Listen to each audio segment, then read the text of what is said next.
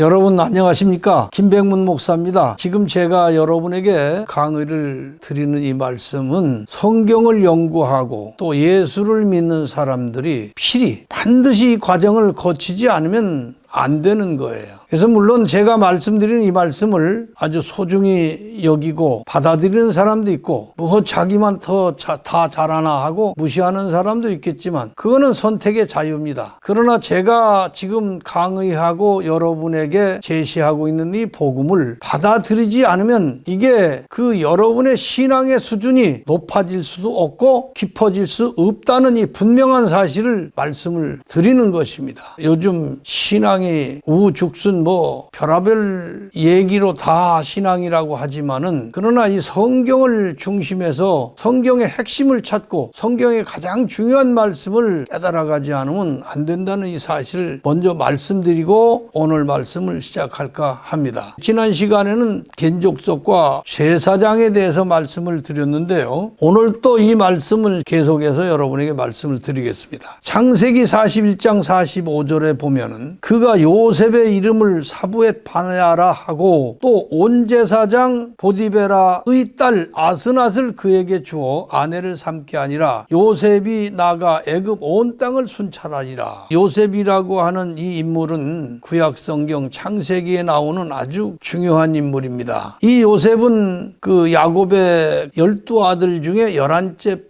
아들이에요. 근데 그 요셉이가 열이나 되는 그 위 형제들에게 미움을 받아요. 그래서 아버지가 요셉을 중히 여기고 편애를 한 점도 있지만은 그가 하나님에게 받은 특별한 꿈을 꾸어가지고 꿈 얘기를 하면서부터 더욱 미움을 받아요. 편애 때문에 미움받고 꿈 때문에 미움받아서 그 형들이 요셉을 죽이려고 작정을 해서 이렇게 그 구덩이에 집어쳐 넣다가 아주 죽이자고 했는데 그 중에 열 형들 중에서 유다라고 하는 형이 있어요. 유다가 그거 뭐 피 흘려 죽이면 뭐 하라느냐, 팔아버리자, 팔아서 저 멀리 아주 보내버리자 하고 이렇게 살살 그 형제들을 어떻게 해가지고 죽음을 면하게 해서 끌어내가지고 장사꾼들에게 팔아서 그 요셉이 장사꾼에게 팔려 끌러가가지고 애굽의 보디발이라고 하는 바로의 그 시위대장 집에서 노예 생활을 합니다. 아주 오래 해요. 한 10년 노예 생활을 하다가 다시 또 억울하게 누명을 쓰고 감옥에 갇힙니다. 그래서 감옥살이 하면서 3년 동안 감옥살이를 해요. 그러다가 꿈으로 망했던 요셉이가 꿈으로 또 성공해서 바로 왕의 꿈을 해석해 줌으로 인하여 단번에 애굽 나라의 총리가 됩니다. 그런 과정에서 성경에는 뭐 구체적으로 나와 있지 않지만 성경의 맥을 짚어서 그 왜 한의사들이 눈으로는 안 보이지만 그 맥을 짚으면서 지금 이 사람의 몸 상태를 아는 것이 맥이잖아요. 이게 성경의 맥을 짚어보면은 보디베라라고 하는 제사장, 온 지방의 제사장이든 보디베라가 하나님의 뭐 계시를 받았든 하나님의 인도를 받아서 어쨌든 그 외롭게 먼 나라에 와서 노예가 되고 죄수가 되고 이러한 신분에 있던 요셉을 갖다가 가르치고 용기를 주고 이렇게 해서 요셉이 올바른 신앙의 사람으로 이렇게 진행이 되도록 도와줍니다. 그래서 요셉이 나그네 정신을 지키며 살던 나그네 족속 중 하나였던 보디베라의 사위가 되죠. 성경을 배우고 공부하려면 성경 속의 모습을 감추고 있는 이 멜기세덱의 후손들인 겐족속을 필수적으로 알지 않으면 안 된다는 사실입니다. 근데 이거를 간과하고 그냥 뛰어놓은 겐족 속에는 겐자도 모르는 신앙을 가지고 이렇게 그냥 마구제비로 이스라엘만 내세워서 신앙을 하는 데서 모든 혼돈도 오고 거기서 성경에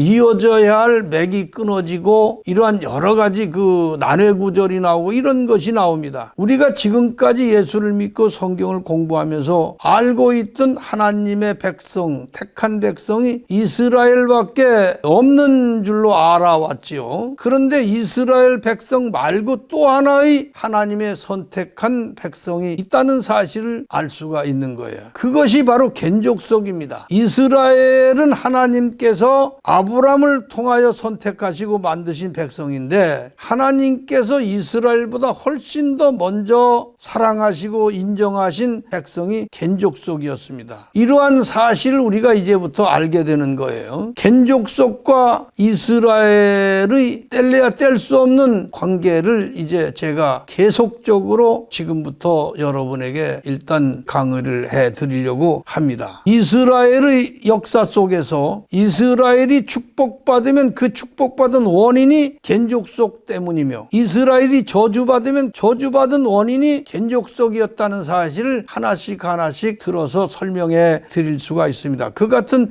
역사를 낱낱이 들어서 이제 말씀을 드려보려고 합니다. 창세기 14장 18절의 말씀을 보면은 살레망 멜기세덱이 떡과 포도주를 가지고 나왔어. 그는 지극히 높으신 하나님의 제사장이었더라. 그렇게 기록되었습니다. 하나님의 제사장 멜기세덱이 아브라함의 복을 빌어주었습니다. 아브라함은 어떤 사람입니까? 이스라엘의 제일 먼저 된 조상이고 이스라엘 가운데 제일 높은 사람이 아브라함입니다. 아브라함이 싸움에서 얻은 것 중에서 10분의 1을 멜기세덱에게 바쳤어요. 멜기세덱은 겐족속이거든요. 겐족속의 조상이에요. 근데 겐족속은 그 아브라함이 가나안 땅에 들어갔을 때 이미 가나안 땅에 살고 있었고, 그 가나안 땅에서 나그네 정신을 지키며 하나님을 섬기던 그런 족속이었단 얘기예요. 그 겐족속의 우두머리가 멜기세덱이었고, 그러니까 아브라함의 아비 데라가